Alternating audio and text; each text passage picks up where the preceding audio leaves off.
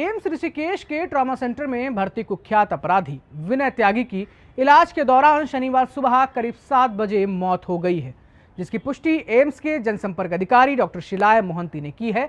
सूचना मिलते ही Haridwar police AIIMS पहुंची और शव को कब्जे में लेकर पंचनामा की कार्रवाई शुरू की गई, जबकि पोस्टमार्टम एम्स ऋषिकेश में ही कराया जाएगा। मामला क्या है बताते हैं विस्तार से आपको। 3 दिन पहले हरिद्वार में दिन दहाड़े उस वक्त सनसनी फैल गई जब पुलिस विनय त्यागी को कोर्ट में पेशी के लिए लेकर जा रही थी और लक्सर फ्लाईओवर के पास जाम के दौरान बाइक सवार 2 बदमाशों ने पुलिस वाहन पर ताबड़तोड़ फायरिंग शुरू कर दी। इस हमले में विनय त्यागी गंभीर रूप से घायल हुआ था।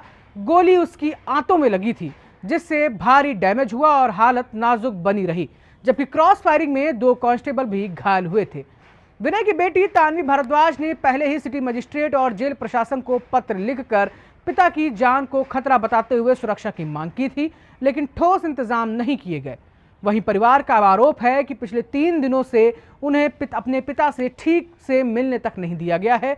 मामले में बड़ा मोड़ तब आया है जब विनय त्यागी की बहन सीमा त्यागी ने आरोप लगाया है कि देहरादून में करीब 750 करोड़ रुपए की चोरी का मामला इस हमले की जड़ है।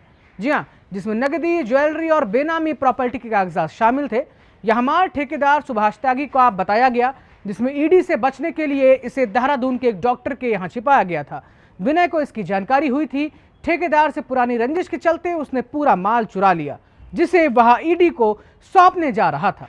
और लेकिन इससे पहले ही देहरादून पुलिस ने उसे पत्नी सहित गिरफ्तार कर लिया और सारा माल बरामद कर लिया। आरोप है कि पेशी के दौरान विनय को मारने की साजिश रची गई ताकि वह ईडी या किसी अन्य एजेंसी के सामने मुंह न खोल सके, और इसमें उत्तराखंड पुलिस की भूमिका भी बड़े सवाल के घेरे में है। आपको बता दें, कुख्यात अपराधी विनय त्यागी का मेरठ से बहुत ही पुराना आपराधिक नाता रहा है। एक समय पहले वो कई कुख्यात गैंग्स के साथ में शामिल रहा है। मेरठ में उसका नाम पहली बार 2015 में सामने आया था।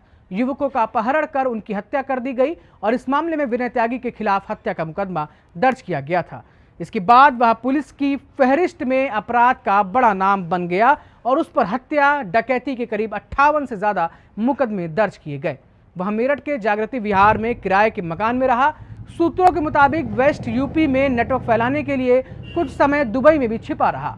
बाद में चोरी छुपे भारत लौटकर दिल्ली में किराए के फ्लैट पर रहने लगा, जहां से जून 2024 में मेरठ पुलिस द्वारा उसे गिरफ्तार कर जेल भेजा गया। अब कुख्यात का अंत तो हो गया है, लेकिन कहानी यहीं खत्म नहीं हो रही है। पुलिस सुरक्षा में हमला, परिवार के गंभीर आरोप और करोड़ों की चोरी अब हर कड़ी की जांच दायरे में सवाल खड़े कर रहा है। क्या होगा आने वाला वक्त? विनय त्यागी की मौत के साथ राज दफन होंगे या बहुत कुछ खुलेगा? ये अब वक्त बताएगा। फिलहाल अपडेट क्या होगी मैं आपको जरूर देंगे। आप देखते रहिए अनादि टीवी यूपी। मुझे दीजिए इजाजत। नमस्कार।